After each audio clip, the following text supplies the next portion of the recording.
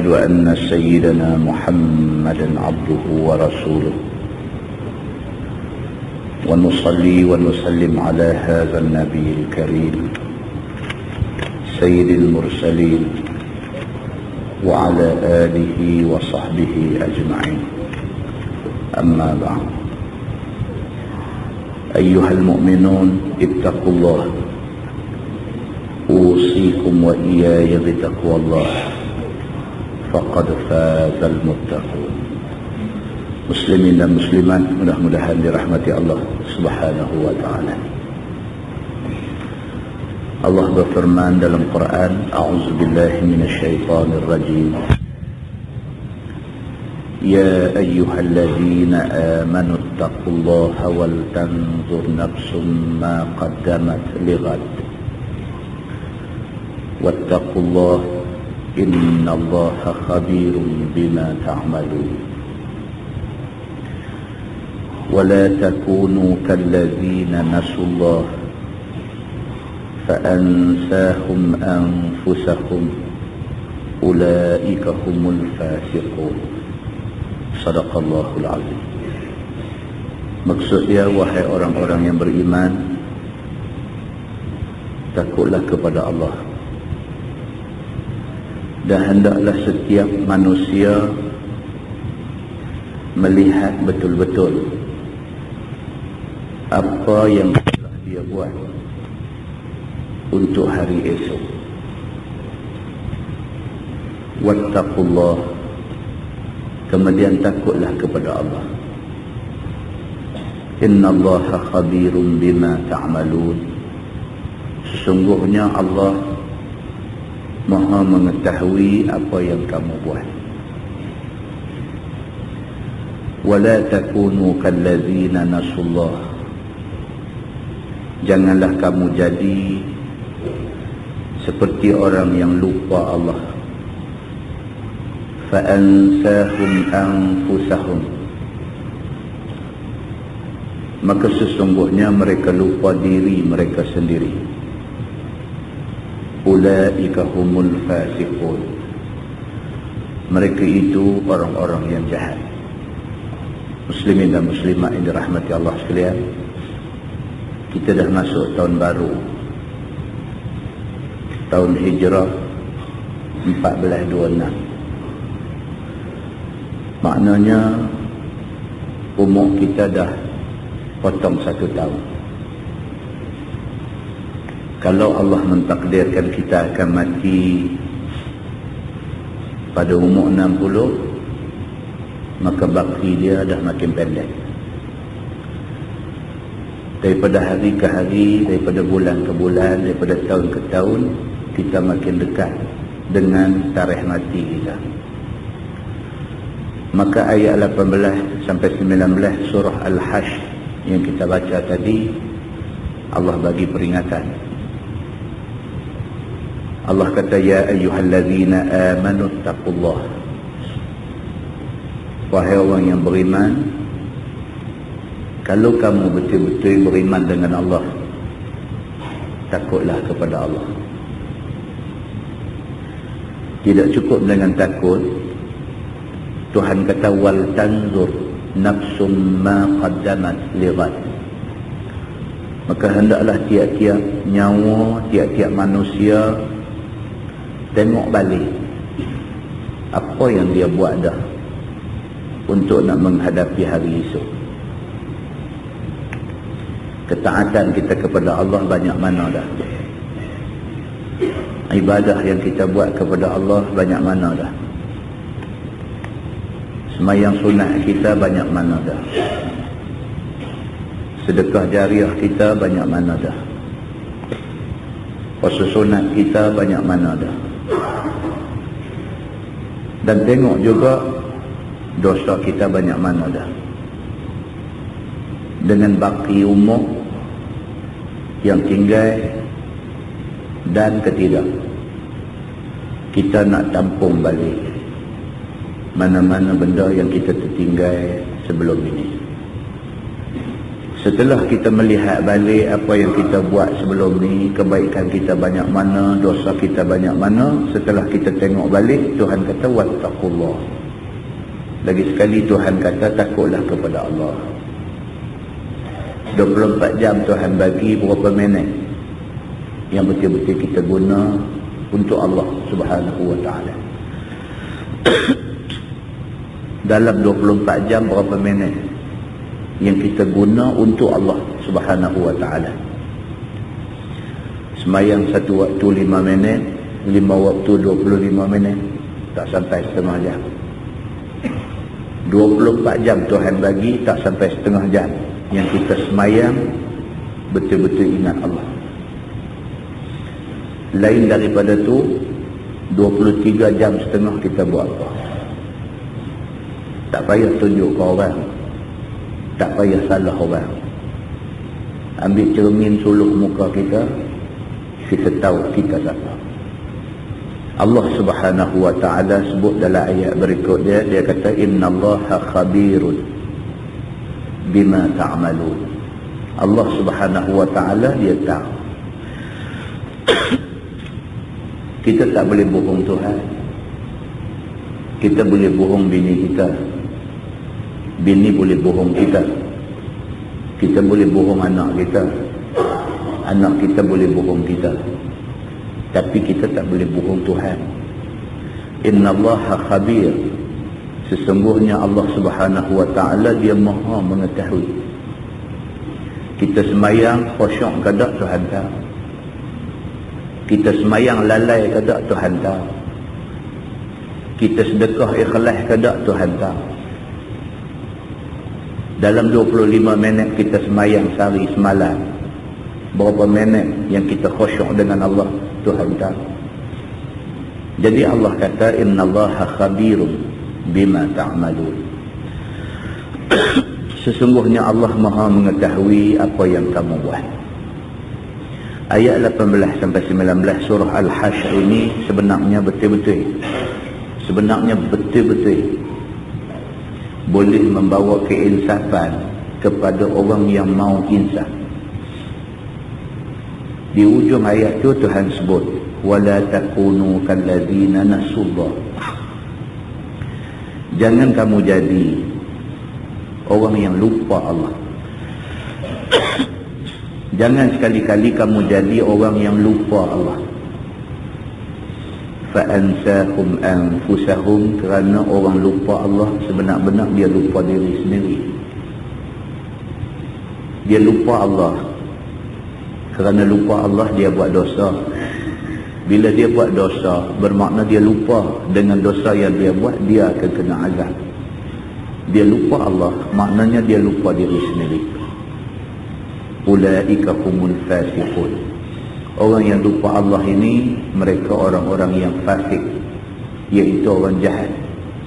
Sudah tahu kalau buat tu jadi masalah, jadi dosa, jadi kena murka Tuhan, jadi kena azab, buat juga. Maknanya dia fasik, maknanya dia jahat. Dia jahat, dia tahu dia saja buat. Muslimin dan muslimat yang dirahmati Allah sekalian. Sahabat-sahabat Nabi ridwanullah alaihim ajma'in, ayat ni betul-betul menyentuh mereka. Sahabat Nabi ridwanullah alaihim ajma'in, ayat yang kita baca tadi betul-betul menyentuh hati kecil mereka. Dengan sepotong ayat ni mereka berubah jadi orang yang betul-betul beribadat kepada Allah Subhanahu wa ta'ala. Dalam sebuah hadis riwayat daripada Anas bin Malik radhiyallahu anhu, kata dia, dakhala Nabi sallallahu alaihi wasallam fa idza hablun mamdudun baina as-sariyatayn. Faqala an-nabi sallallahu alaihi wasallam, ma hadha al-habl?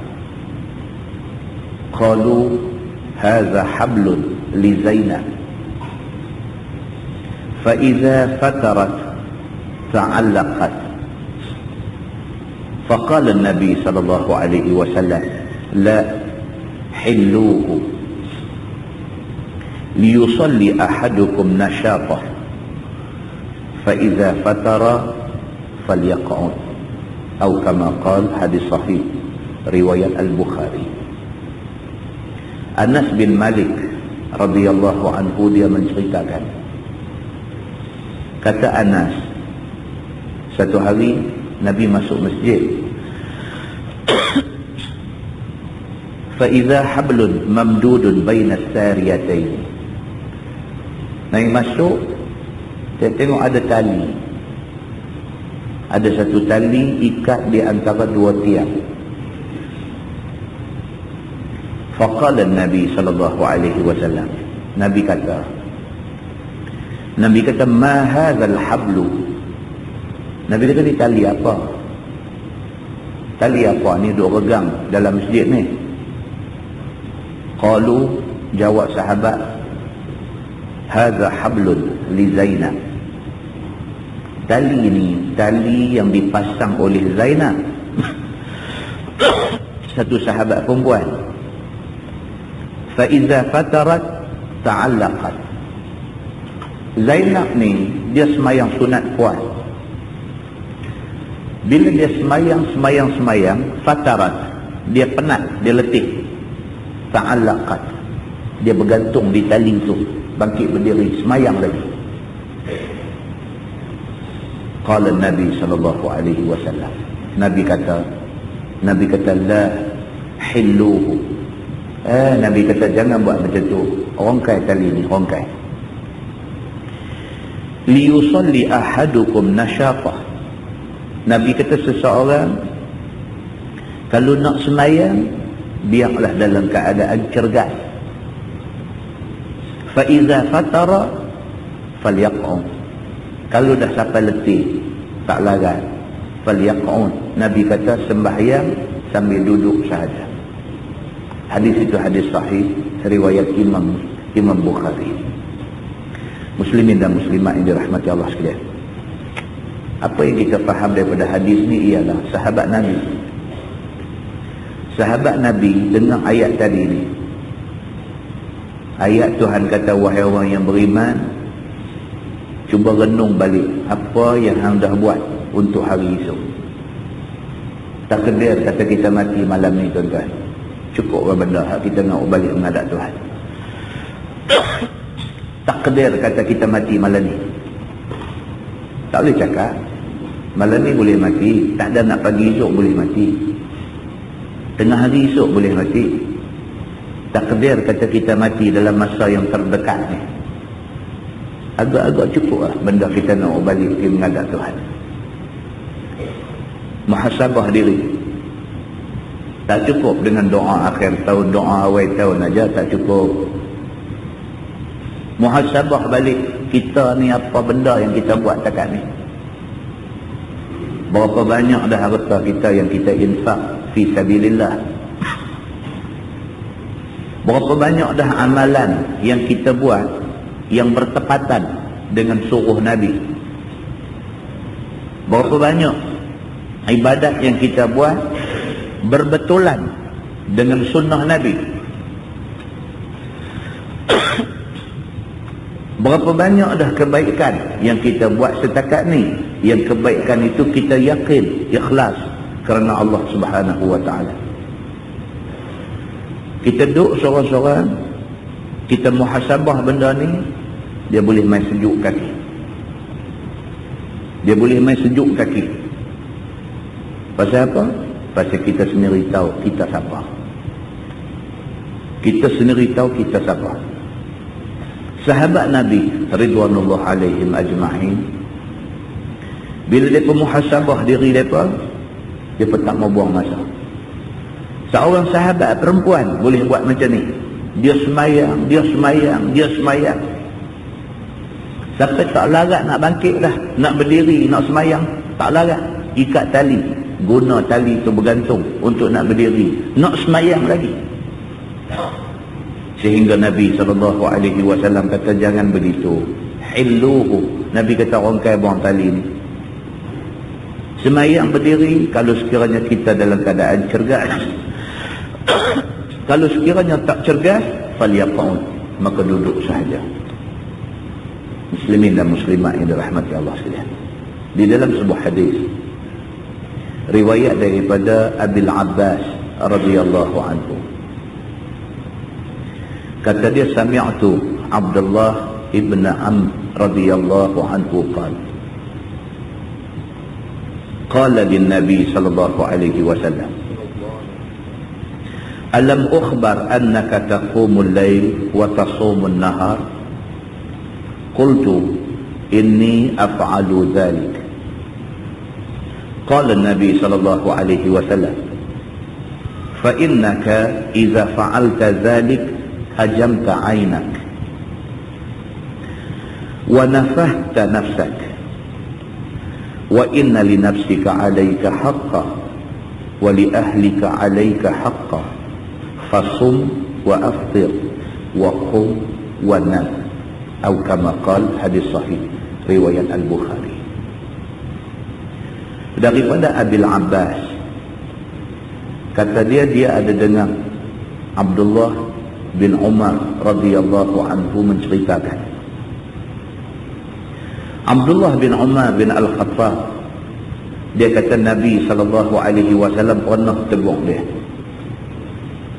Nabi kata dekat dia, alam ukhbar annaka taqumul lail wa tasumun nahar.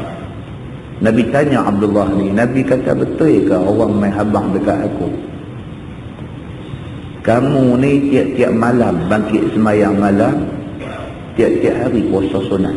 Betul ke? Nabi tanya dia. Nabi kata, alam ukhbar annaka taqumul lail wa tasumun nahar? Betul ke orang main habang dekat aku kata hang ni tiap-tiap malam semayang sunat, siang-siang tiap-tiap hari puasa? Betul ke? Jawab dia, inni af'alu dhalik. Dia kata, sesungguhnya betul aku buat macam tu. Betul, sahabat Nabi. Bila Nabi tanya dia, dia kata betul, af'alu dhalik, aku buat macam yang kata tadi. Nabi kata dekat dia, fa innaka iza fa'alta zalik hajamta 'ainak.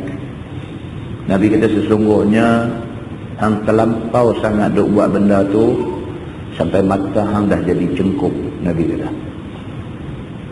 Nabi kata dekat dia, hang terlampau sangat duk buat benda tu, hajamta 'ainak, mata hang pun dah cengkung. Wa nafahta nafsak, dan nampak gaya hang dah mendera diri hang. Nampak teruk dia kerana melakukan ibadah yang sangat-sangat.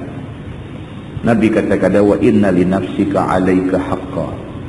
Sesungguhnya ke atas diri kamu ada tanggungjawab. Wa li ahlika 'alaika haqqan. Sesungguhnya ke atas keluarga kamu bertanggungjawab.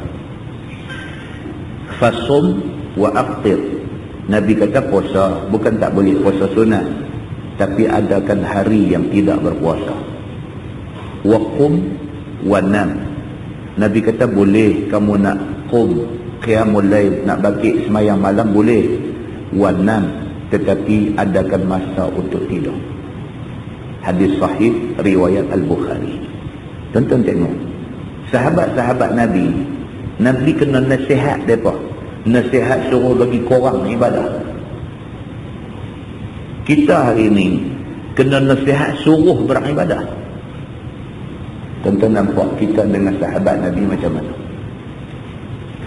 Sahabat Nabi, dia buat ibadah sampai Nabi pergi nasihat suruh korang. Pasal sangat-sangat kuat beribadah, Nabi pula pergi nasihat suruh korang. Ni apa ni Nabi kata ni? Semayang sampai biji mata cengkung, sampai badan pergi jadi kuruh kering. Nabi kata, wa inna li nafsika 'alaika haqqan. Dekat diri hang tu hang ada tanggungjawab. Hang jangan buat sampai diri hang jadi macam ni, sampai badan jadi kurus kering, sampai muka jadi cengkung kerana beribadah. Hang tak bagi hak badan hang. Nabi kata, badan juga ada hak dia yang hang kena penuhi hak itu. Badan nak kena rehat, hang kena bagi badan untuk rehat. Jangan ibadat sampai tak rehat. wa li ahlika 'alaika haqqan. Keluarga hang pun ada hak. Hang bertanggungjawab ke atas keluarga. Keluarga pun nak masa.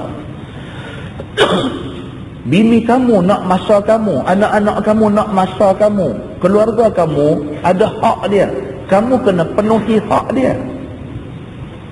Sembahyang, beribadah, baca Quran, zikir dan sebagainya, ini semua hak Allah. Kamu penuhi hak Allah.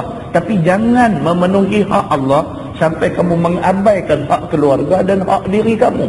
Nabi kena nasihat sahabat. Pasal sahabat terlalu kuat beribadah kepada Allah Subhanahu wa taala. Jauh beza dengan kita hari ini. Tuan, soalan balik tanya diri masing-masing. Seminggu berapa kali kita bangkit sembahyang malam? Sendiri tanya, sendiri jawab. Dalam seminggu berapa kali kita bangkit sembahyang malam? Sendiri tanya, sendiri jawab. Dalam sebulan berapa hari puasa sunat? Sendiri tanya, sendiri jawab. Dalam sebulan berapa kali kita buat keluar duit poket kita sedekah kerana Allah? Sendiri tanya, sendiri jawab.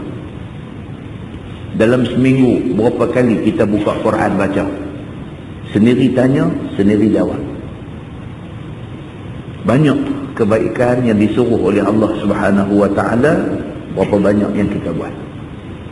Cakap jangan kira tuan-tuan. Cakap baik ni semua orang cakap baik. Depan bini kita cakap baik, depan anak kita cakap baik, depan kawan-kawan kita cakap baik. Kita bercakap agama. Cakap agama ni ramai orang boleh cakap. Berapa orang daripada orang yang bercakap agama boleh buat benda-benda yang disebutkan tadi. Muslimin dan muslimat yang dirahmati Allah sekalian, mudah-mudahan tahun baru hijrah nak main ni kita lipat gandakan benda-benda ni. Lipat gandakan. Setidak-tidaknya malam ni dengar, malam ni satu tahajud buat. Setidak-tidaknya tangguh, tak buat. Setidak-tidaknya malam ni kunci jam pun tak buat. Setidak-tidaknya tumpang dengar ni, buat malam ni satu. Buat denak, orang kata buat denak, buat satu. Terjaga pukul 3 bangkit. Usalli sunnat at-tahajjudi raka'ataini lillahi ta'ala, Allahu akbar, sembahyang. Rasa tengok bangkit pagi esok hati tenang macam mana, rasa tengok. Duk serabut ni lama sangat dah. Serabut pasal duit tak ada, serabut pasal anak dia buat perangai, serabut pasal berkelahi dengan adik-beradik, serabut ni banyak sangat dah. Cuba cuci sikit serabut-serabut ni semua dengan dekat diri dengan Allah Subhanahu wa taala. Mudah-mudahan Allah Subhanahu wa taala lindungi kita. Mudah-mudahan Allah Subhanahu wa taala dia bantu kita. Kita sentiasa duduk di atas jalan kebenaran dia, insya-Allah. Mudah-mudahan mukadimah itu memberi manfaat kepada kita semua. Kita menggunakan tafsir Nurul Ihsan jilid 3. Nurul Ihsan jilid 3, muka surat 173. Muka surat 173. Suratul Naml Makkiyah. 95 ataupun 94 ataupun 93 ayat. Dia kata ni berbagai-bagai pendapat. A'udzubillahi minasyaitonirrajim. Bismillahirrahmanirrahim. Tasin. Macam biasa Quran dia mulakan surah dengan huruf-huruf potong ni. Malam ni kita tengok surah An-Naml. Makna dia surah semut. Dalam surah ni Allah Subhanahu wa taala nak cerita kat kita beberapa benda. Di antaranya cerita semut yang kita dah cerita gezek dia pada 8 hari bulan 9 tahun lepas. Kita dah cerita sikit tentang semut. Kita tengok apa Tuhan nak cerita dekat kita. Tasin. Allah Subhanahu wa taala yang lebih tahu dengan kehendak dia. Tilka ayatul Qur'ani wa kitabim mubin.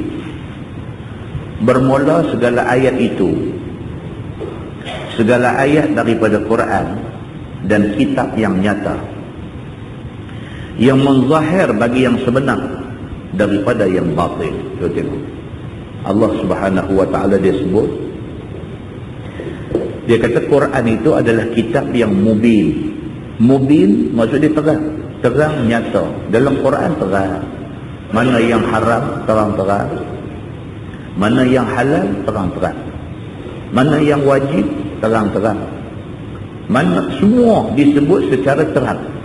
Maka Quran itu disebut wa kitabim mubin, iaitu kitab yang terang nyata, yang menzahirkan yang sebenar daripada yang batil. Siapa tak tahu kata Allah haram? Semua orang tahu. Semua orang tahu. Contoh kalau duduk baca harian Metro lah ni, cukup teruk cerita macam-macam pelik-pelik tu ada. Di Pulau Pinang 2-3 hari lepas tangkap satu perempuan pelacur orang Melayu, umur 50 tahun jadi pelacur. Sangat memalukan. Kena tangkap perempuan Melayu pelacur umur 50 tahun. Ditangkap ketika sedang berzina. Entah nak kata apa. Tak tahukah dia? Umur sudah 50. Tak tahukah dia kata zina itu haram? Tapi itu yang jadi. Firman Allah, hudan wa busyra lil mu'minin, iaitu hidayah kepada jalan agama Islam dan menyuka bagi segala orang mukmin dengan syurga. Quran ini hudan wa busyra. Quran ini hidayah, petunjuk.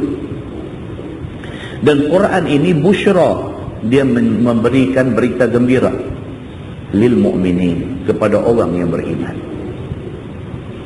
Kalau sekiranya kita betul beriman kepada Allah, maka Quran sudah tentu menjadi petunjuk kita. Bila kita tak boleh nak terima Quran sebagai petunjuk, maknanya keimanan kita diragui.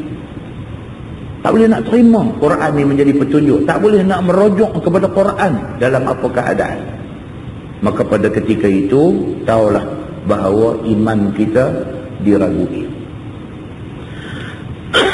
Firman Allah, alladzina yuqimuna as-salah wa yu'tuna az-zakah wa hum bil akhirati hum yuqinun, iaitu segala mereka yang mendiri mereka akan sembahyang 5 waktu dan mengeluar mereka akan zakat harta, dan mereka itu dengan akhirat yakin sekalian dan ketahui dengan dalil. Orang yang beriman ni orang yang macam mana? Orang yang beriman ialah satu syarat dia yuqimuna salah, semayang. Semayang menunjukkan keimanan. Dia adalah buah kepada keimanan. Bila dia kata dia beriman, dia beriman, dia beriman, tengok aurat tak tutup. Dia kata dia beriman, dia beriman, dia beriman, tengok tak semayang. Beriman tapi tidak ada buah keimanan. Iman hanya pada mulut sahaja. Dan mengeluarkan mereka akan zakat. Dan dengan akhirat mereka itu yakin sekalian. Bahkan mereka mengetahui dengan dalil. Firman Allah, innal ladzina la yu'minuna bil akhirah zayyana lahum a'malahum fahum ya'mahun. Bahawasanya segala mereka yang tiada beriman dengan akhirat itu telah kami hiasi bagi mereka itu segala amalan mereka itu yang maksiat, sehingga lihat mereka itu kebajikan pada sangka, maka mereka itu tercengang padanya kerana kejinya mungkar pada orang mukmin dan engkar pada mereka itu. Manusia bila dia jadi tak beriman, satu masalah, Tuhan akan jadikan apa dekat dia? Tuhan kata zayyana lahum a'malahum. Tuhan akan jadikan amalan maksiat yang mereka buat tu nampak cantik. Orang yang tak beriman, dia jadi syok buat maksiat. Dia nampak cantik, benda-benda maksiat ni dia nampak cantik. Kan? Ada Metro kata apa? Ada pula kelab menari separuh bogel di Bukit Bertajam. Lah. Ada pula di Bukit Bertajam penguatkuasa daripada Jabatan Agama pergi tangkap, pergi tengok ada tarian separuh mobil di situ. Kita duk ingat di Los Angeles saja ada, kita duk ingat kot di Las Vegas saja ada, rupanya di Bukit Mertajam pun ada. Tuan-tuan, apa nak jadi? Hari ini malapetaka yang bermain. Maka tak heran dah kalau sekiranya Tuhan kocok bumi tanah, Tuhan goncang bumi sini, tak heran benda-benda ni jadi. Pasal apa? Pasti dia melampau-lampau benda-benda macam ni. Hari ni kalau pergi pegang artis, orang yang pergi pegang tu pula takut. Pergi tangkap artis, ustaz-ustaz yang pergi tangkap ni takut kot esok makan diri. Apa nak jadi? Muslimin dan muslimat yang dirahmati Allah sekalian, Allah Subhanahu wa ta'ala dia jadikan orang-orang yang mungkar ni, orang-orang yang ahli maksiat, yang suka buat benda mungkar ni, dia melihat kemungkaran itu menarik. Allah hiasi benda-benda mungkar tu pada mata orang yang tak beriman kepada Allah Subhanahu wa ta'ala. Ulaika alladzina lahum su'ul azab. Bermula mereka itu, yakni orang kafir itu, segala mereka yang bagi mereka itu sejahat-jahat azab dunia dengan bunuh dan tawan dalam perang. Orang-orang yang lawan Islam pada zaman Nabi SAW dulu, atas dunia kena ada azab. Azab macam mana? Azab dalam bentuk bila jadi perang Islam dengan kafir, Allah bagi menang pada Islam. Zaman dulu, zaman Nabi SAW, Allah bagi macam tu. Hari ini kalau jadi perang Islam dengan bukan Islam, tak menang ke kita. Orang putih kata something wrong somewhere. Ada tak kena tentang mana? Satu tempat orang Islam duk kena lonyai, duk kena ganyang dengan musuh Islam, kalah semua. Bahkan orang yang boleh duk ganyang, orang yang boleh duk lonyai orang Islam ni, makin naik pula lagi dia. Presiden Bush hantar tentera pergi bagi hancur Iraq, pilihan raya dia menang syak. Taksin hantar tentera dia pergi bunuh bukan sikit orang Islam di Fatani, pilihan raya dia menang syak. Apakah petunjuk di sebalik benda-benda ni? Dulu orang dah tulis buku, dia tulis buku tajuk dia kata Encounter with the Future, tajuk dia, pertembungan yang akan berlaku di masa depan, tajuk buku tu. Buku ni pun ditulis bukan oleh orang Islam, ditulis oleh orientalis. Encounters with the Future, akan berlaku satu pertembungan di masa depan. Buku ni dah tulis banyak tahun dah, dan penulis ni meramalkan akan jadi benda ni. Duk jadilah ni, duk jadi. Nampak pertembungan yang duk jadi ni, pertembungan di antara dua blok, iaitu blok Islam dengan blok bukan Islam. Atas apa nama sekalipun. Di Iraq atas nama Islam dengan Kristian, di Fatani atas nama Islam dengan pihak dia. Malangnya kita duk baca Quran, kita duk baca Quran duk bagi tahu kata bila berlaku benda-benda macam ni, Allah Subhanahu wa taala akan menangkan orang Islam. Allah kata ulaikal ladzina lahum su'ul azab. Orang-orang yang disebutkan tadi, tak beriman dengan akhirat, orang-orang yang buat mungkar, bantah Allah dan sebagainya, ulaikal ladzina lahum su'ul azab. Bagi mereka itu azab yang sangat buruk atas dunia. Kalau berlaku perang, mereka akan kalah dalam perang, mereka akan kena azab dalam bentuk mati dalam medan perang ataupun kena tawan. Ni Nurul Ihsan kita duk baca, dia pergi tafsir macam tu. Tapi hari ni kita duk baca kitab tu, hari ni dia tak jadi macam tu. Sehingga kan mereka ni menjadi-jadi. Presiden Bush makin berasa kuat. Dia rasa apa yang dia buat tu tak silap, bahkan itu yang betul, bahkan itu yang dikehendaki oleh rakyat dia. Dia rasa macam tu. Maka ucapan sulung dia apabila dia mengambil alih pemerintahan Presiden Amerika untuk penggal yang kedua, dalam ucapan sulung, abang dah, dia berminat dengan Iran pula. Muslimin dan muslimat yang dirahmati Allah sekalian. Kalau alasan nuklear, Korea Utara pun ada nuklear. Pasal apa dia tak serang Korea Utara? Pasal apa dia nak serang Iran yang tak pasti lagi ada tak ada? Pasal apa tuan-tuan? Pasal bukan sebab nuklear, tapi sebab lain. Sebab apa? Sebab benci Islam. Muslimin dan muslimat yang dirahmati Allah sekalian. Firman Allah, wa hum fil akhirati humul akhsarun. Dan pada akhirat itu, mereka itulah yang dapat rugi sekalian. Kerana kembali mereka kepada neraka selama-lama. Atas mereka firman Allah Subhanahu wa taala, wa innaka latulaqqal qur'ana min ladun hakimin alim. Dan bahwasanya engkau wahai Muhammad, sungguh engkau sambut dan engkau ambil Quran ini daripada sisi Tuhan yang hakim lagi alim, yakni Tuhan yang pandai lagi amat mengetahui. Soal akhirat esok, Bush nak masuk neraka kalau dia mati tak masuk Islam.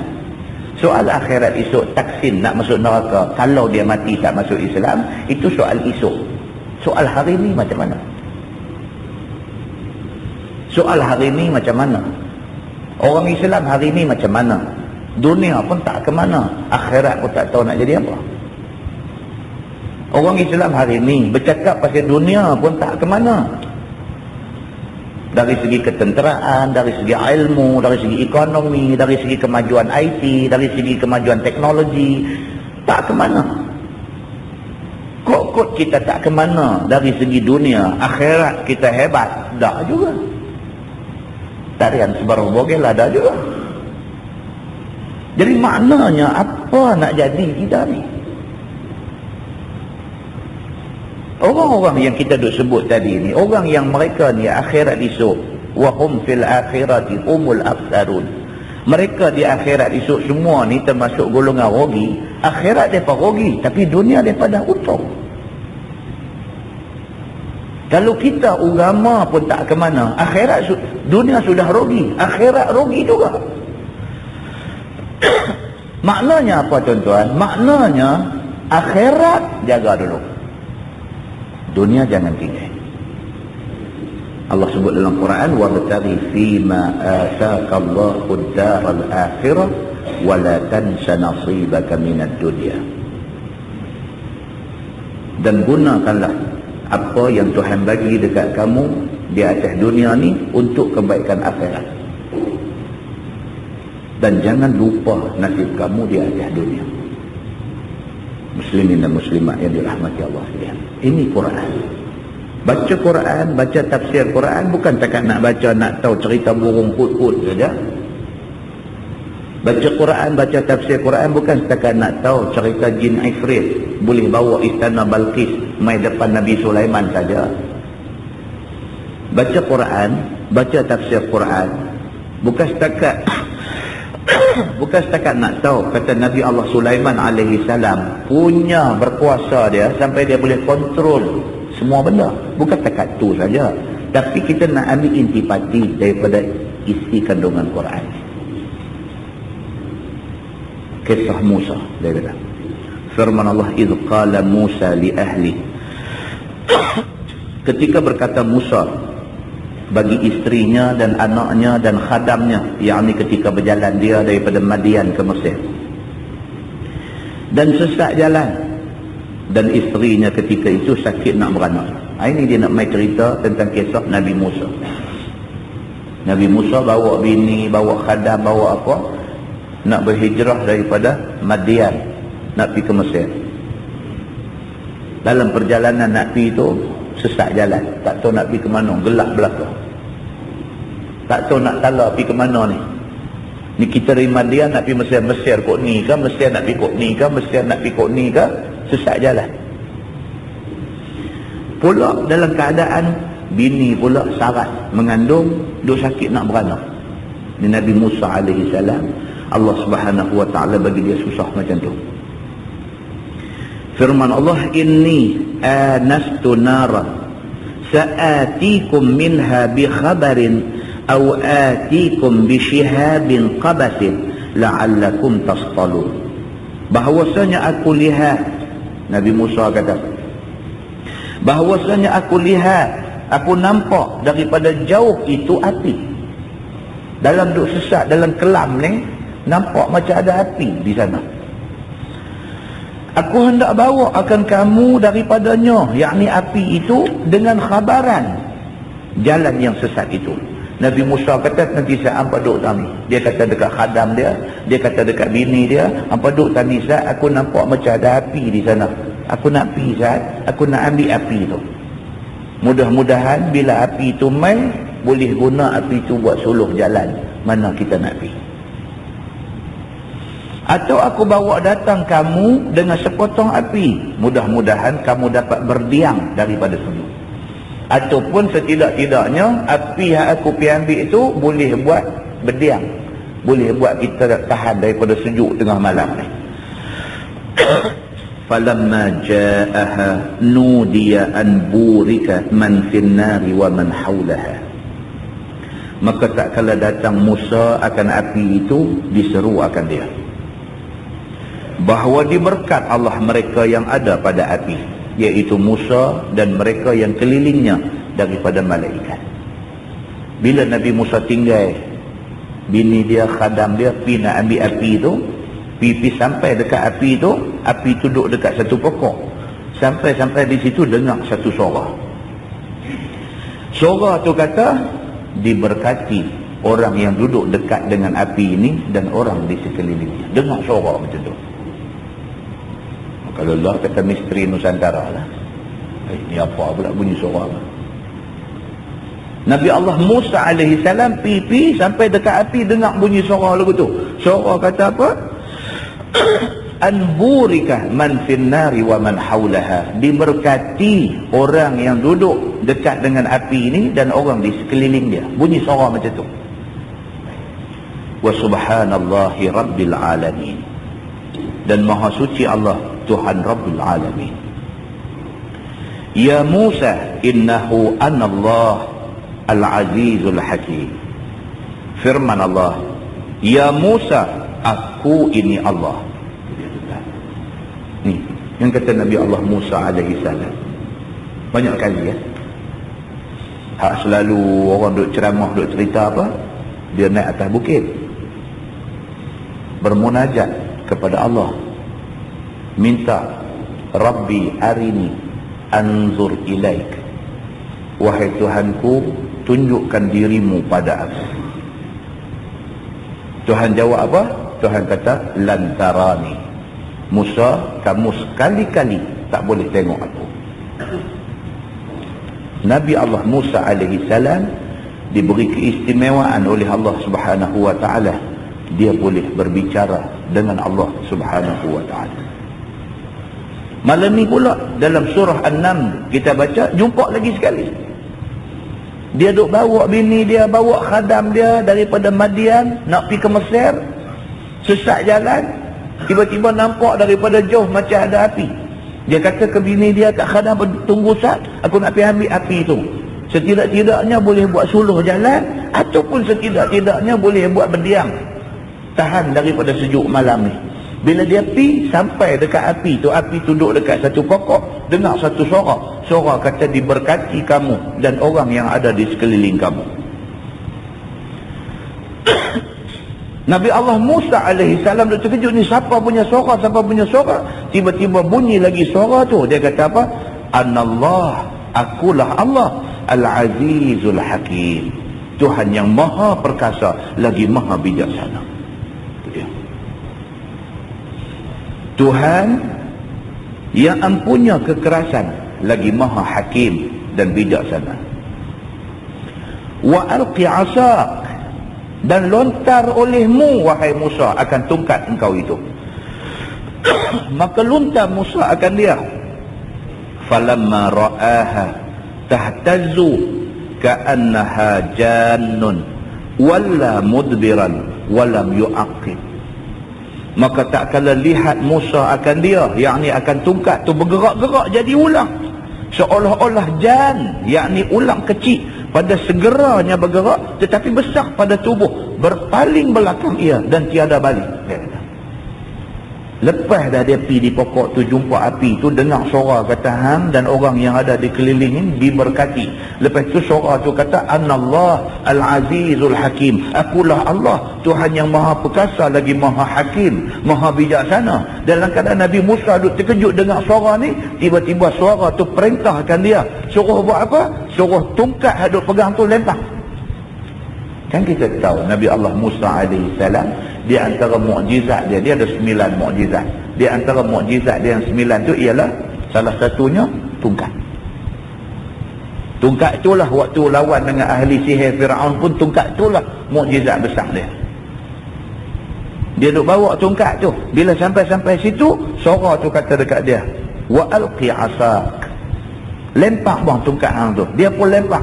Bila lempar tongkat tu bertukar jadi ulang besar, tetapi aktifnya pergerakan ulang tu macam ulang kecil. Yang kata jan tadi tu ialah ulang besar, tetapi dia bergerak cepat macam ulang kecil. Terkejut dia bila dia tengok tongkat dia lempar tukar jadi ulang, dia nak lari. Maka beralih Nabi Allah Musa alaihi salam ni, walla mudbira, beralih kira nak cunggit. Walam yu'aqib, kira tak mau nak beralih tengok belakang dah. Apa pun, run for your life. Orang putih kata, lari untuk selamat nyawa. Tunggu lagi tuan-tuan, benda pelik macam ni jadi, tunggu lagi. Lempar, kira nak cunggit, tak beralih dah. Firman Allah, ya Musa, la la yakhafu ladayyal mursalun. Firman Allah, wahai Musa, engkau jangan takut, bahawasanya tiada takut pada sisi aku oleh segala orang yang jadi rasul. Orang yang aku pilih bagi jadi Nabi tak sepatutnya takut. Baru Nabi Allah Musa alaihi salam tahu dia sudah dilantik menjadi Nabi. Tuan-tuan tengok Tuhan punya kreatifnya. Tuhan ni dia boleh buat macam-macam. Nabi Muhammad dimahsyurkan sebagai Nabi ketika turun wahyu pertama. Tak bagi tahu tak apa, tiba-tiba mai Jibril peluk, iqra ma ana biqari'in, aku taati baca. Rupa-rupanya itu adalah simbol kepada hari pertama dilantik menjadi Nabi. Nabi Allah Musa alaihi salam pula macam ni ceritanya, baru dimaklumkan dilantik menjadi Nabi. Begitu. Firman Allah, illa man zalama summa baddala husna ba'da su'in fa inni ghafurur rahim. Melainkan mereka yang zalim dirinya, kemudian tukar ia akan kebajikan, kemudian daripada jahat, yakni dengan taubat daripadanya, maka bahawasanya aku Tuhan yang amat mengampun bagi segala yang taubat, lagi amat hakim dengan mereka itu, dengan terima taubat mereka itu. Tuhan bagi tahu, Tuhan kata apa? Jahat macam mana pun, kalau bertaubat aku terima. Tuhan amat begitu. Tuhan kata manusia ni zalim jahat macam mana pun, selagi nyawa tak mai dia garah-garah, selagi dia ada ingat nak bertaubat, selagi itu Allah boleh terima taubat dia. Itu sebab tuan-tuan, kita marah ke orang macam mana pun, reserve kena ada. Reserve kena ada, simpan sikit. Selagi mana dia duk hidup, simpan. Sebab kita bukan Tuhan, dan kita tak dilantik untuk menjadi wakil Tuhan nak hukum orang. Hari ini dia jahat, kita kata apa yang dia buat tu salah, dan dia buat tu menunjukkan dia jahat. Tapi reserve sikit, mudah-mudahan satu hari Allah bagi taufik hidayah kepada dia, dia bertaubat, tahkah dia jadi lebih baik daripada kita. Allah Subhanahu wa ta'ala sebut dalam ayat ni pun macam tu. Illa man zalama summa baddala husna. Melainkan orang yang zalim kemudian dia ganti kezaliman yang dia buat tu dengan husna, dengan kebaikan. Fa inni ghafurur rahim. Aku Maha Pengampun, Maha Penyayang. Tuan-tuan, Sayyidina Umar Al-Khattab macam mana punya samsing dia? Sayyidina Umar Al-Khattab macam mana punya samsing dia sebelum dia masuk Islam? Bila dia terima aja Islam, ni dalam seminggu dua ni ceramah hijrah tak kira, sebut balik cerita ni. Bila dia terima aja Islam, terus habaq dekat Nabi. Bukankah kita ni duduk di atas jalan kebenaran? Kita ingat balik hari dia masuk Islam tu hari Rabu. Dia pergi di rumah Al-Arqam bin Abil Arqam. Bila sampai masuk, orang semua duduk tengok, rumah mai dah habis lah hari ni. Masuk pergi, aslim ni ya Muhammad. Muhammad Islamkan aku. Lepas mengucap tu, apa dia kata? Dia kata, bukankah kita ni orang yang betul, golongan yang betul? Nabi kata betul. Dah betul pasal kau menyorok. Dia mai lah. Baru tak sekat duk marah dekat Islam, dah jadi okey lah. Dia kata kita ni golongan yang benar kan? Nabi kata betul, memang kita benar. Dah benar pasal apa menyorok? Benar kena tunjuk kata benar. Nabi tanya dia, apa maksud hang? Dia kata maksud saya, kalau dah kata benar, tak boleh sembahyang menyorok-menyorok dalam rumah macam ni. Jom sembahyang tepi Kaabah. Nabi kata jangan Umar. Jangan. Kita kecil, bilangan kita kecil, kita mustaba'afin, kita golongan lemah. Kita tak akan boleh menghadapi mereka yang ramai, yang ganas, yang apa ni. Dia kata jom. Kalau tidak, tak ada makna rumah masuk Islam. Dia kata, dia duduk main buah tu lah. Dan kalau tidak, tak ada makna aku umat masuk Islam, tak ada makna. Jom, dia kata. Keluar terus Nabi pun. Dua saf. Satu saf dipimpin oleh dia sendiri. Satu saf dipimpin oleh Hamzah, pak penakan Nabi. Keluar dua saf, di tepi Kaabah betul-betul semayang di situ. Dan tengok apa jadi. Baru kemarin orang duk maki dia. Baru minggu lepas orang duk maki dia. Baru 2-3 minggu lepas duk cerita pasal jahat dia. Satu hari ni apa sudah jadi? Dia jadi Islam, dia jadi paling berani di kalangan orang Islam yang duk ada pada masa tu. Bila main nak hijrah ni, bila main nak hijrah, apa dia buat? Orang lain semua sengak-sengak kemas kain baju, kutip-kutip barang makan apa semua, duk tunggu nak keluar, menyusup sengak-sengak. Umar Al-Khattab kata, aku bukan macam tu. Aku Umar anak Al-Khattab, aku tak akan buat macam tu. Bangkit pergi berdiri di tepi Kaabah, satu pengumuman buat di situ. Dia kata esok Umar akan hijrah daripada Mekah ke Madinah. Umar akan keluar ikut jalan tu. Dia kata, siapa mau bini jadi janda, siapa mau anak dia jadi yatim, tunggu aku pagi esok di sana. Siapa nak tunggu tuan-tuan? Siapa nak tunggu? Dia kelin pun rebah. Di sana rebah kalau dia kelin. Umar Al-Khattab. Tuan-tuan, pengajaran di sebalik kisah tu apa dia? Kita reserve. Marah dekat orang macam mana pun, dia jahat macam mana pun, reserve. Mudah-mudahan satu hari Allah buka hati dia, dia jadi orang Islam, dia kuat mempertahankan Islam. Reserve yang tu, sebab benda ni tak mustahil boleh jadi. Muslimin dan muslimat yang dirahmati Allah sekalian. Firman Allah, wa adkhil yadaka fi jaybik takhruj bayda'a min ghairi su. Dan masuk olehmu wahai Musa, ni Tuhan perintah Nabi Musa. Dan masuk olehmu wahai Musa akan tangan engkau pada leher baju engkau. Ini mukjizat yang kedua selepas mukjizat tungkat tadi. Tuhan kata dekat Nabi Musa, wahai Musa, ambil tangan hang seluk dalam tengkuk baju. Nescaya engkau keluar putih bercahaya, menyalahi warna asalnya iaitu merah, daripada tiada jihah kelabu yang bercahaya, bersinar-sinar menutup akan mata. Daripada tadi ni, tempat dia tinggal bini dia dengan khadam dia, dia nak main ambil api. Tujuan dia apa? Nak jadikan api ni suluh jalan.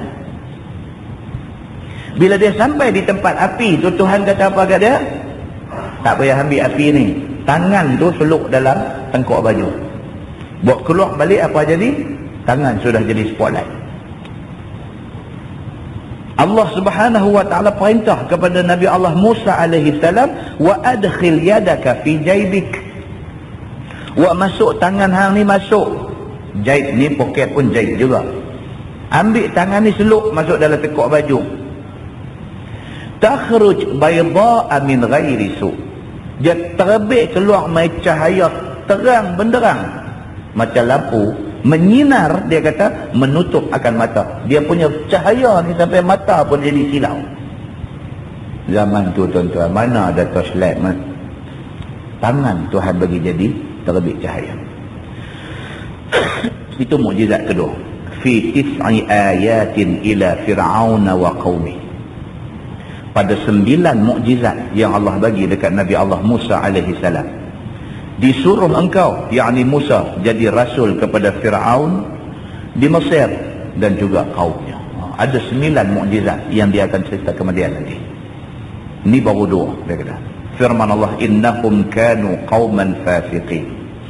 Kerana bahawasanya mereka, yakni kaum Fir'aun itu kaum yang fasik sekalian. Allah hantar Nabi Musa suruh pergi cakap agama dekat Fir'aun. Fir'aun ni fasik, jahat dia ni.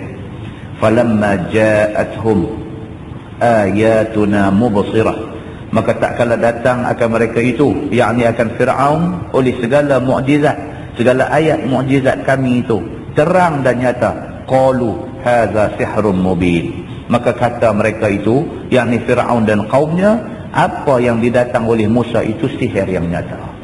Bila Nabi Musa pergi tunjuk mukjizat yang Allah bagi kat dia, tungkat dia, tangan dia semua tunjuk, dia kata apa? Sihrun mubin. Dia kata Musa ni sihir dia dahsyat semua. Dia tak terima itu sebagai mukjizat. Wajahadu biha wastaiqanatha anfusuhum zulman wa 'uluwa, dan engkar mereka itu dengannya, yakni dengan mukjizat Nabi Musa itu. Tiada mengaku mereka itu, sedangkan yakin akan dia oleh diri mereka itu bahawa mukjizat itu daripada Allah Subhanahu wa taala, semata-mata kerana takabur daripada iman dengan barang yang didatang oleh Musa, yakni yakin hati mereka itu bahawa mukjizat Nabi Musa itu daripada Allah, tapi engkar mereka itu pada iman kerana takabur dan tinggi diri atas Musa alaihi salam. Bukan tak percaya. Fir'aun, kaum Fir'aun, bila tengok Nabi Musa duk main tunjuk mukjizat satu, dia pun percaya bahawa apa yang ditunjuk itu ialah mukjizat. Tapi apa nak buat? Takabur punya pasal tak mau terima. Tonton je tengok penyakit yang kata takabur, besar diri, sombong ni cukup leceh. Kadang-kadang kita bukan tak tahu benda tu betul, tapi takabur punya pasal kita tak mengaku kata benda tu betul. Hati kata betul, hati kata betul, mulut tak mengaku kata betul. Pasal apa? Takabur, besar diri. Kalau aku mengaku sekejap lagi jatuh standard aku. Kalau aku mengaku sekejap lagi hilang pengaruh aku. Kalau aku mengaku sekejap lagi orang kata apa kat aku. Pasal apa? Pasal selama ni aku duk buat benda tu. Tiba-tiba hari ni aku faham benda tu tak betul, padahal aku duk buat benda tu. Jadi lah ni kok mana pun aku kata benda tu tak betul, aku akan kata tak betul juga walaupun aku tahu benda tu betul. Jenis macam ni ramai tu ada.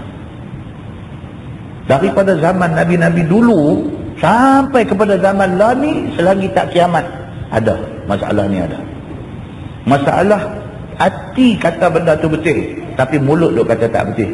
Masalah ni sampai kiamat ada. Ayat Quran mai depan baca memang betul dah, hadis Nabi mai depan baca memang betul dah, mulut duk kata tak betul, situlah. Bila disiasat balik pasal apa? Rupanya ada kepentingan tu yang dia tak mau kata betul.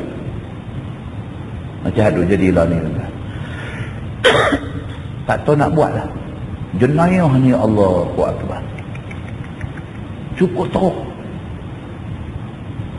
Di Tanjung Borneo rentua. Dia tulis dalam sahabat, nenek umur 70, dia masuk pergi samun ambil barang kemas 2-3 orang dengan duit lebih kurang nilai RM300. Jahat memang macam tu. Orang tua perempuan, nenek umur 70 dia tuan gamak pergi duk kepak tangan dia nak ambil gelang dia pakai seorang 2 orang. Jahat tu jahat tu sampai macam tu. Nak tidur dalam rumah bertakut lah ni. Tidur dalam rumah bertakut. Rumah besar-besar mereka tak pergi masuk. Rumah kita ada sengit-sengit ni dia rumah masuk. Rumah toki-toki hak besar-besar betul tu tak kena. Ni hak duk kena hak lebu-lebu kita ni. Pedai yang bubuh dah apa semua dengan apa kena. Duit duk pekin belanja ni orang lama ada dia cari jumpa. Bukan buah dalam kopek duit, buah bawah kain lapis tang mana ke dia tuju tang tu ambil. Ambil dia berbau ke apa betul tak? Kena. Jahat ni bukan setakat masuk dalam rumah pergi ambil duit lari tu tak. Dia buat nanya lagi dekat orang dalam rumah tu. Dia buat nanya pula lagi. Masuk pergi ikat kaki tangan lah apalah semua. Londeh kain. Saja buat. Londeh kain. Bagi orang tengok. Panggil anak-anak apa ada dalam rumah tu. Ada tetamu pula tidur dalam rumah. Panggil dengan tetamu sekali main. Londeh kain tu rumah tu bagi suruh tengok. Tak mau tengok cekak rambut. Dongak bagi tengok. Jahat. Lalai boleh kata apa? Apa nak jadi? Kata tu. Tapi hati kita tak pernah teringat sekali. Takkan tak ada penyelesaian kepada benda ni. Takkan tak ada penyelesaian kepada masalah jenayah yang tak boleh nak berhenti ni. Takkan tak ada penyelesaian. Mesti ada penyelesaian dia. Penyelesaian dia di mana? Dalam Quran bagi kita. As-sariqu was-sariqatu faqta'u aydiyahuma. Pencuri laki-laki, pencuri perempuan, sabit kesalahan, cukup bukti, saksi semua mai, potong tangan dia. Saya di masjid mana pun ni kakak saya pergi haji baru ni. Hantar SMS mai. Hari ni berkesempatan ziarah apa nama Jeddah dia kata. Ini ziarah makam Rasul. Hari ini berkesempatan ziarah Jeddah. Lepas itu dia kata pula hari ini dalam sejarah, dia tulis SMS. Hari ini dalam sejarah pertama kali tengok hukum pancung dijalankan di Saudi. Dan musim haji baru ni ada satu qisas dijalankan. Di Saudi bila dia laksanakan hukum qisas, dia telecast terus menerus. Televisyen seluruh negara tengok. Dia tunjuk. Memang hukum Islam dia suruh dilaksanakan di khalayak ramai. Dia telecast masuk dalam televisyen, semua orang boleh tengok.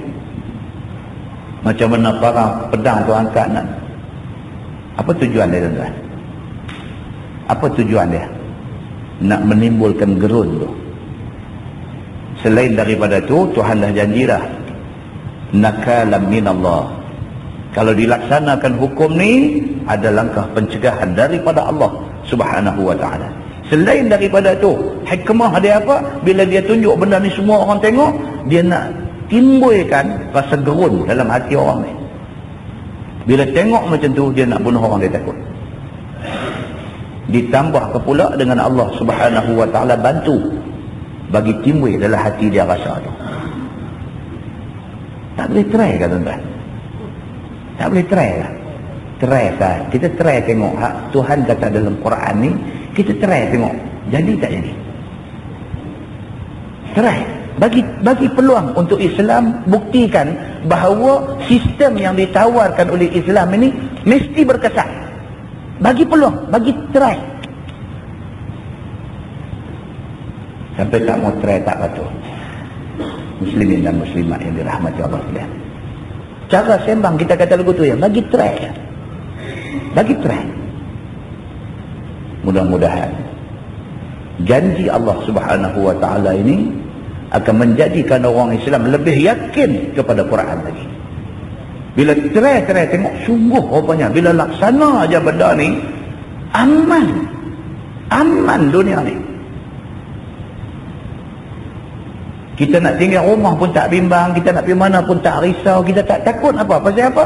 Pasal yang jaga ni bukan manusia, tetapi Allah Subhanahu wa taala jaga. Bila Allah jaga ni habis tuan-tuan. Muslimin dan muslimat yang dirahmati Allah, iaitu hikmah di sebalik pelaksanaan hukum Islam. Kemudian dia kata kisah Daud dan Sulaiman. Kita baca sikit tadi. Firman Allah, walaqad atayna Dawuda wa Sulaiman.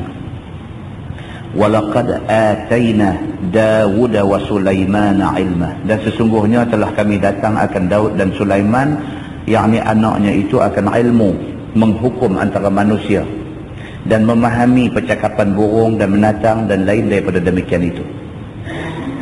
Nabi Daud dengan Nabi Sulaiman ni dua beranak. Nabi Sulaiman anak kepada Nabi Daud. Dan Allah Subhanahu wa taala bagi kelebihan kepada Daud dan Sulaiman ni. Di antara kelebihan dia apa dia? Menghukum antara manusia. Dia boleh kontrol manusia. Nabi Sulaiman alaihi salam dia boleh kontrol bukan saja manusia, binatang, angin, semua dia boleh kontrol. Tuhan bagi kat dia. Nabi Allah Sulaiman alaihi salam, dan memahami percakapan burung dan binatang dan lain daripada demikian itu. Nabi Sulaiman alaihi salam, burung bunyi dia tahu burung nak abang apa. Sebab surah ni nama surah An-Nam, surah semut. Dia nak cerita, kata Nabi Sulaiman alaihi salam duduk naik kuda, dengar suara raja semut kayau dekat rakyat dia. Raja semut kata, wahai semut-semut semua, lari masuk dalam rumah. Sebab saat lagi Sulaiman dengan tentera dia nak lalu. Takut kok saat lagi dia tak sedap kita duk ada di sini, mereka pijak kita. Suara raja semut tu, angin bawa mai ke telinga Nabi Sulaiman. Senyum dia. Itu sebab tuan-tuan, kita hari ni kalau tengok orang duk senyum sorang-sorang, jangan duk ingat apa-apa. Jangan suara aneh-aneh ramai kat telinga dia. Tak sama macam yang jadi dekat Nabi Allah Sulaiman alaihi salam. Yelah ni kalau dia senyum sorang-sorang tu bahaya. Nabi Sulaiman alaihi salam itu mukjizat Allah bagi ke dia. Allah bagi satu mukjizat dekat dia. Baik. Menghukum, yang ni boleh kontrol, dan dia boleh faham binatang. Adalah bagi Daud 19 anak laki-laki. Oh, tu dia yang kata Nabi-Nabi. Nabi Daud alaihi salam ada 19 anak laki-laki. Salah seorang ialah Nabi Sulaiman. Umurnya, yakni umur Nabi Daud alaihi salam 100 tahun. Antaranya, yakni antara Daud dengan Musa 569 tahun. Antara Nabi Daud dengan Nabi Musa jarak masa 569 tahun. Dan umur Sulaiman 50 tahun lebih. Antaranya, yakni antara Sulaiman dan antara Nabi Muhammad sallallahu alaihi wasallam 1700 tahun. Ini perkiraan anggaran, tidak sabit daripada hadis Nabi. Ini bukan daripada hadis Nabi. Firman Allah, wa qala alhamdulillahillazi faddalana ala kathirin min ibadihi almu'minin. Dan berkata kedua itu, yakni Nabi Daud dan Nabi Sulaiman, segala puji bagi Allah, Tuhan yang melebihkan akan kami atas kebanyakan segala hamba yang mukmin dengan jadi nabi, dan kelebihan perhamba jin dan manusia dan segala syaitan. Baik Nabi Daud, baik Nabi Sulaiman, dua-dua bersyukur pada Tuhan. Pasal apa dia bersyukur pada Tuhan? Pasal Tuhan bagi kelebihan dekat mereka. Apa kelebihan mereka? Yang pertama sekali, kelebihan boleh memerintah manusia. Dan yang kedua, boleh memerintah jin dan juga syaitan. Jin dengar cakap dia. Bila dia berkenan dekat Balqis, raja perempuan yang memerintah negeri Sabah, jin Ifrit bangkit tawar diri nak dia angkat kerajaan Balqis, mai letak di depan mata Nabi Sulaiman. Jin Ifrit tunduk pada dia. Dia guna burung hudhud. Ini dalam Quran saja. Burung hudhud ni digunakan oleh Nabi Allah Sulaiman alaihi salam untuk cari ayam. Padang pasir. dia akan lepas hudhud. Hudhud akan terbang, dia tahu lokasi mana ada ayam. Hudhud akan pergi berhenti di situ. Bila sampai di situ, Nabi Sulaiman akan perintahkan jin dan juga syaitan suruh korek buat keluar mai ayam daripada telaga. Syaitan kena jadi kulikang dia. Ini sudah cukup hebat. Maka menjunjung kedua itu akan suruhnya dengan hati dan anggota dan lidah. Syukur dengan kata Alhamdulillah, yakni syukur kedua itu akan ini segala nikmat. Nabi Daud, Nabi Sulaiman, mulut ni tak habis duk sebut Alhamdulillah, Alhamdulillah, Alhamdulillah. Tuhan bagi macam-macam kelebihan dekat mereka. Wa waritha Sulaimanu Dawuda, dan telah pesaka oleh Sulaiman akan bapaknya, yakni Daud, akan satu kerajaannya, yang kedua kenabiannya, dan yang ketiga ilmunya. Nabi Sulaiman mewarisi daripada bapa dia Nabi Daud. Satu, mewarisi kerajaan besar. Yang kedua, mewarisi nubuwah, jadi Nabi. Dan yang ketiga, mewarisi ilmu bapa dia. Maka tiada baki anak-anak yang lain. Hak 18 orang lagi anak lelaki-lelaki tak dapat macam yang Nabi Sulaiman dapat. Firman Allah, wa qala ya ayyuhan nas ulimna mantiqat tayr wa utina min kulli syai'. Dan kata Sulaiman, wahai manusia, telah diajar kami akan faham kehendak suara burung, dan dikurnia akan kami daripada tiap-tiap suatu yang dikurnia kepada nabi-nabi dan raja-raja dulu. Itu dia. Ini nas dalam Quran terang-terang bagi tahu bahawa Nabi Sulaiman alaihi salam dipahamkan dia tentang cakap burung. Burung cakap tu dia faham. Kita hari ni burung latih dah. Kita sampai Assalamualaikum. Ada burung kali tu bunyi lagu tu. Kacau dia. Kan? Rumah orang tua dia ada segala. Siapa pergi bagi kat dia? Kita sampai turun-turun kereta, Assalamualaikum. Bagi salam lah. Kita pun jawab lah. Walaupun tak wajib jawab salam burung, jawab juga Alaikassalam. Balik. Tak ada nak masuk, terus balik lah. Yang tu bukan kata mukjizat Nabi Sulaiman patara. Yang tu dia pun tak tahu dia kata apa. Burung ni dia pun tak tahu salam tu apa pun dia tak tahu. Balik apa pun dia tak tahu. Nabi Sulaiman alaihi salam ni dia faham burung, bunyi bahasa burung tu dia faham. Inna hadza lahuwal fadlul mubin. Bahawa ini, yakni pemberian itu kelebihan yang nyata dan zahir. Kelebihan Tuhan bagi itu kelebihan. Wa husira li Sulaiman junuduh minal jinni wal ins wat tayri fahum yuzaun. Dan dihimpun bagi Sulaiman itu akan segala tenteranya daripada jin dan manusia dan burung dan daripada segala-gala tempat pada ketika perjalanannya. Maka mereka itu ditahan sekalian, tiada boleh pergi dahulu. Kata Qil, ditenun bagi Sulaiman hamparan oleh jin daripada mah dan setera, satu farsah pada satu farsah. Dimuat ahlinya dan khadamnya dan manusia dan jin dan syaitan dan burung-burung meneduh akan dia. Ni Nabi Sulaiman bila dia nak bergerak ke mana-mana tempat, begini sekali hebat dia. Apa hebat dia apa? Tuhan sebut wa husyira li Sulaiman junuduh minal jinni wal ins wat tayr fahum yuzaun. Tak kira sama ada jin ke, manusia ke, burung ke, apa ke, semua jadi tentera, semua jadi khadam dia. Dia kata, dan mengikut riwayat dia kata apa, bila Nabi Sulaiman nak pergi ke mana-mana, tikar terbang lah, kalau kita nak katanya tikar terbang. Ditenun bagi Sulaiman itu hamparan oleh jin daripada mah dan setera. Satu tikar besar, satu hamparan besar ditenun oleh jin buat besar, dimuat di atas hamparan itu ahlinya, keluarga dia, khadam dia, manusia nak ikut dia, jin dan syaitan, semua naik habis sekali atas itu, satu macam dia terbang pergi. Idea ni yang Piramli ambil ni. Apa cerita apa? Zam-zam ala kazam kan? Idea ni lah. Nabi Sulaiman alaihi salam, dia dulu ada benda ni. Allah bagi ke dia, keistimewaan ni Allah bagi ke dia. Dia boleh muat, semua orang boleh muat, semua orang naik atas tu. Keluarga dia, khadam dia, menatang apa dia nak buat, naik semua. Terbang. Begitu. Bukan setakat terbang saja, dan burung meneduh akan dia. Dia duk terbang tu, masa tikar terbang, bumbung tak ada. Burung pula main duk terbang di atas tikar terbang tu untuk nak meneduh dia daripada panas matahari. Itu tuan percaya tak benda ni? Nampak macam ni kita duk baca ni tafsir Quran. Pelik sangat ke Tuhan nak buat benda ni? Tak pelik. Masa Isra' dan Mi'raj, Tuhan boleh buat satu kenderaan spesial dekat Nabi, nama dia Burak. Bara alif qaf, daripada perkataan barakah.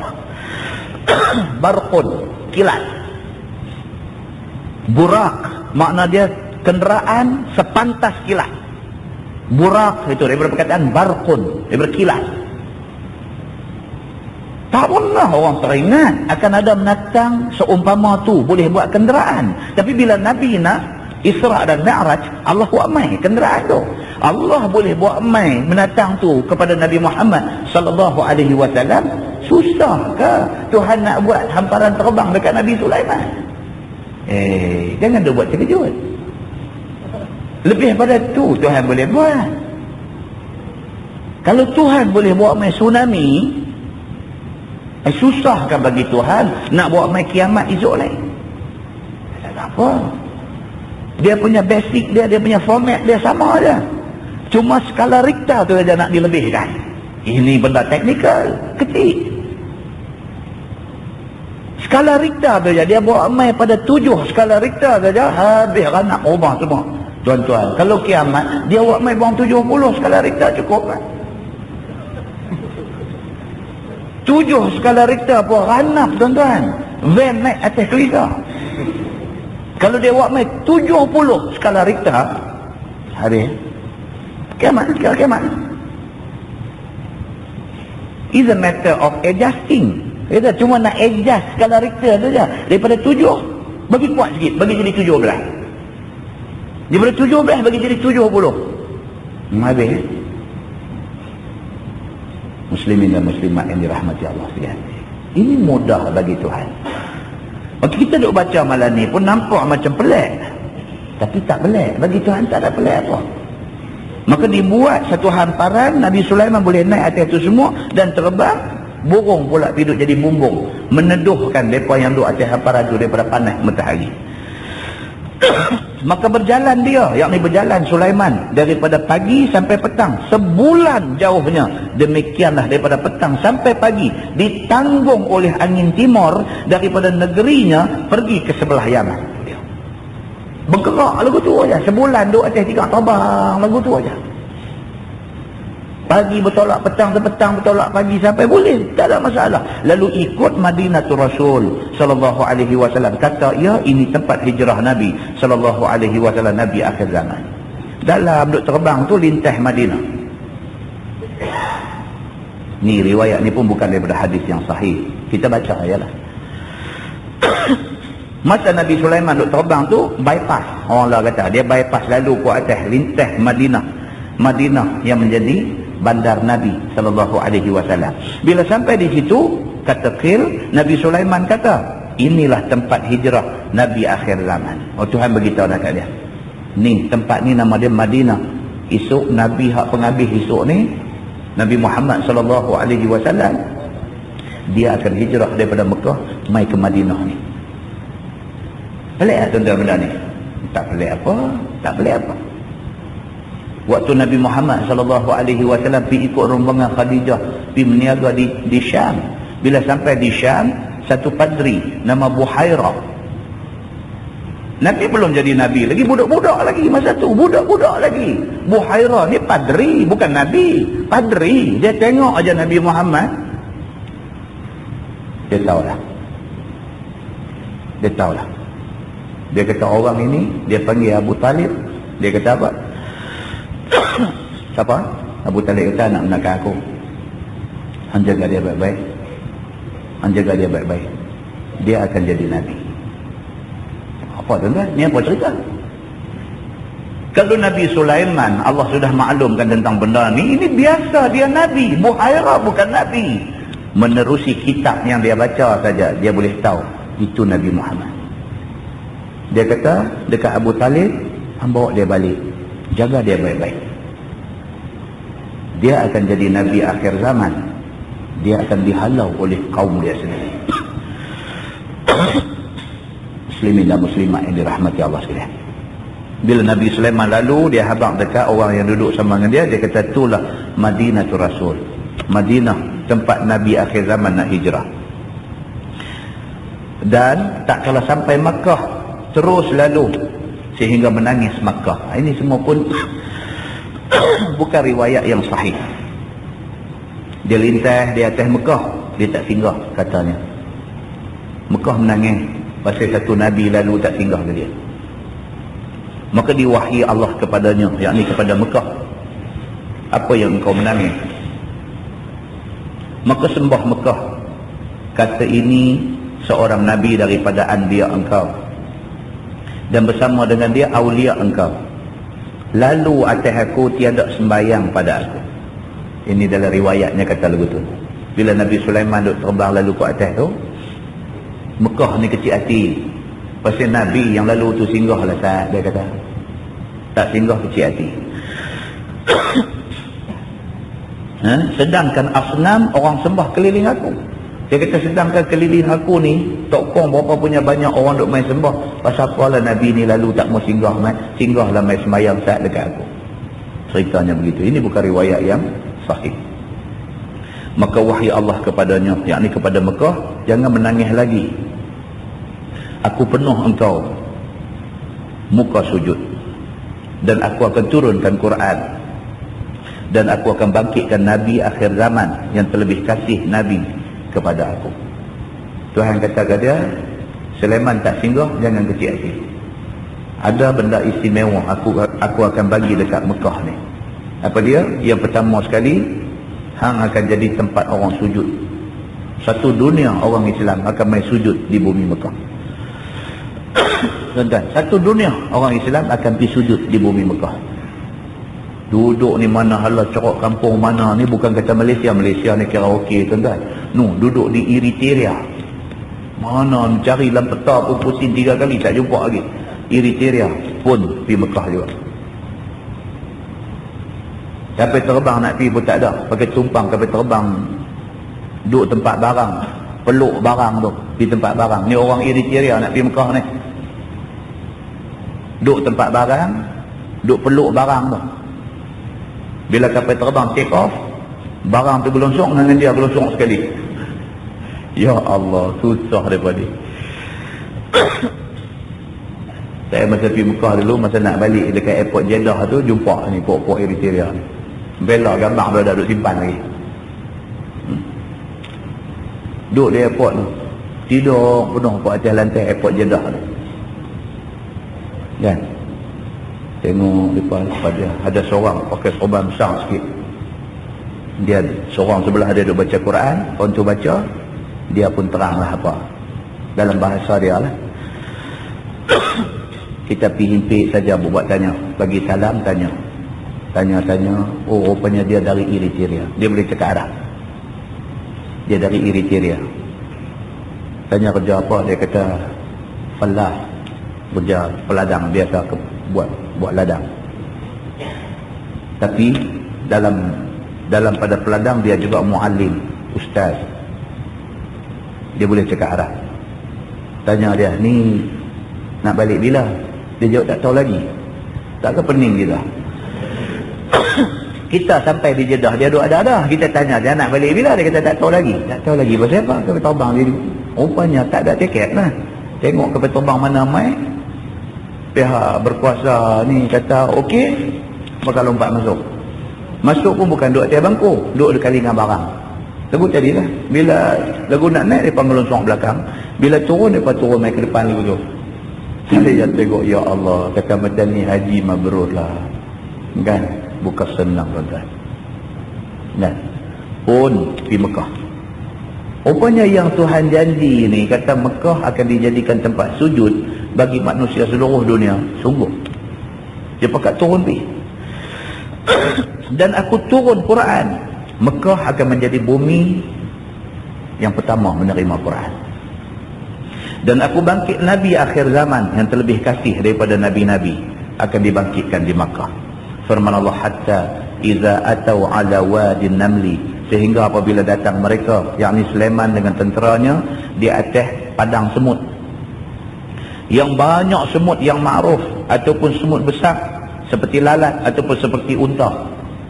Dia semut, dia kata ni, daripada semut kecil sampai semut besar. Padang tu kira tempat semut, dia kata. Qalat namlah, maka berkata oleh raja semut, dan ada ia pengkar dua sayapnya, dan lihat ia akan tentera Sulaiman. Ni raja semut ni hebatlah dengan sayap dia. Macam kita duduk tengok raja aneh-aneh apa kan, queen dia apa, hebat. Dia nampak Sulaiman nak main. Ni Sulaiman dah turun atas darat dah, dia naik kuda pula ni. Kata dia, ya ayyuhan namlu udkhulu masakinakum la yahtimannakum Sulaiman wa junuduh wa hum la yash'urun. Wahai segala semut, masuk kamu akan segala tempat kamu, supaya jangan dipijak akan kamu oleh Sulaiman dan tenteranya, dan mereka itu tak tahu tentang kamu. Maka dibawa angin akan perkataan raja semut tu masuk telinga Sulaiman. Bila nampak Sulaiman mai dengan tentera berkuda dengan apa, raja semut kata, cepat lari semua, selamatkan diri, masuk dalam rumah. Pasal apa? Pasal Sulaiman nak lalu dengan tentera dia. Cakap raja semut ni dibawa oleh angin mai ke telinga Nabi Sulaiman. Fatabassama dhahikan min qawliha, maka senyum ia, yakni senyum Sulaiman, tertawa daripada perkataannya, yakni daripada perkataan raja semut tu. Dan sungguh dengar Sulaiman bawa oleh angin daripada tempat sejauh 3 mil, maka suruh tahan ia akan tenteranya tak kala sampai di padang mereka itu. Bila dia dengar suara semut tu, dia tahan tentera dia, nanti selalu bagi mereka masuk dalam sarang mereka dulu, baru kita lalu. Inilah macam dia buat apa, alat nak mengesan tsunami ni lah. Tujuan dia apa tuan-tuan? Tujuan dia bukan nak tahan tsunami tak bagi jadi. Tujuan dia apa dia? Nak tahu awal.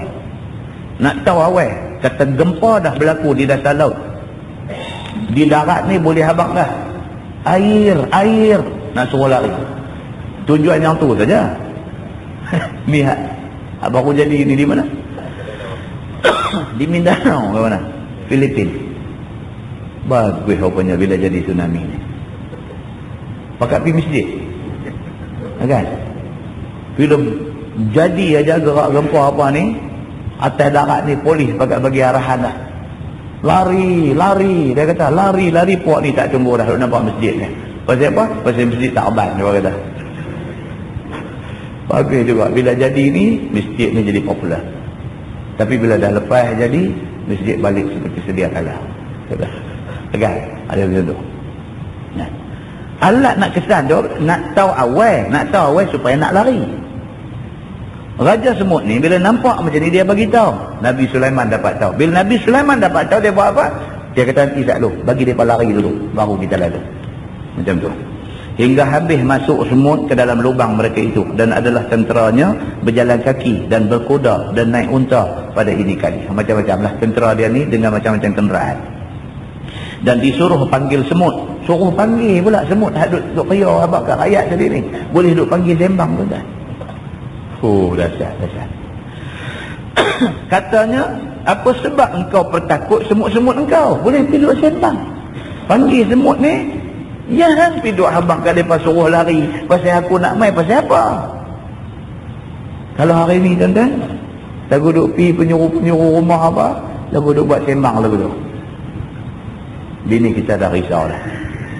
Dia tahu buat pula. Dia kata, abang nama Haji Sulaiman, bukan Nabi Sulaiman. Dia kata, abang tak boleh duduk sembang lagu ni. Kan? Nama saja, nama macam tapi Haji Sulaiman. Tak ada, mukjizat Nabi Sulaiman tak ada. Nabi Sulaiman boleh bercakap, apa sebab engkau bertakut akan semut-semut engkau?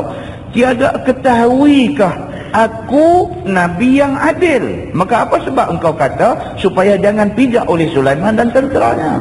Dia kata, hang ni apa ni? Hang tak tahu kan aku siapa? Aku ni Nabi Sulaiman, Nabi yang adil. Takkan aku saja nak piduk pijak hangpa. Aku tahu kawasan hangpa ni aku akan jaga. Aku tak pijak hangpa. Janganlah duk buat macam ni. Tapi marah Raja Semut ni. Maka sembah Raja Semut. Tuan tiada dengarkah perkataan saya? Mereka itu tiada ketahui, serta hamba tiada kehendak dipijak tubuh, hanya pijak hati, takut jadi fitnah dunia dengan pandang kebesaran Tuan, lagi lalai daripada tasbih dan zikrullah, maka dan lalai daripada tasbih dan zikrullah. Dia kata, dah, aku sebenarnya tak takut kena pijak dengan tapak kuda tu, aku tak takut, tapi aku takut kena pijak hati. Kalau aku tak suruh mereka masuk menyorok, mereka duk tengok ni kehebatan Nabi Sulaiman main dengan hebat macam ni, takut mereka jadi lalai. Mereka nampak Nabi Sulaiman, mereka nampak hebat Nabi Sulaiman, mereka tak nampak Allah Tuhan yang maha hebat. Ajar semut disembang cara tasawuf dulu tu pula. Ya, kita pernah mengaji kitab tasawuf dulu tu lah.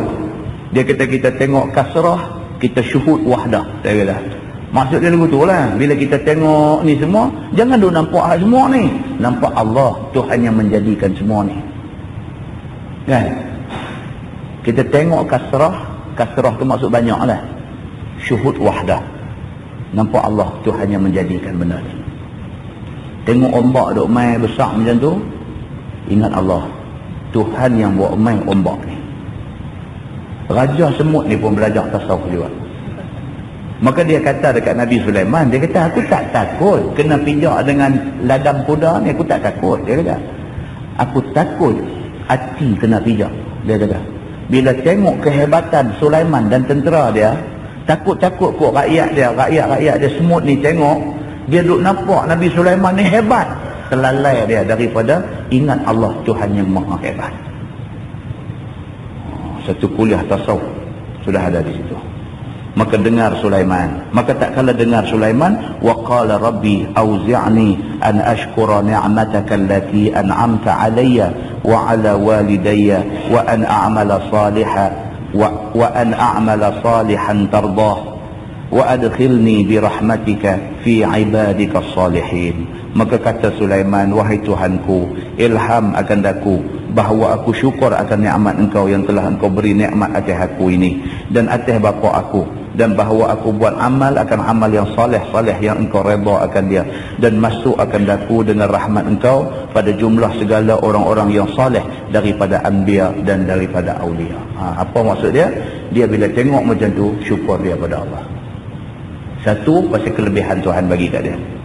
Yang kedua, syukur dia kepada Allah kerana semut hak kecil ni hari ni memberi pengajaran kepada dia.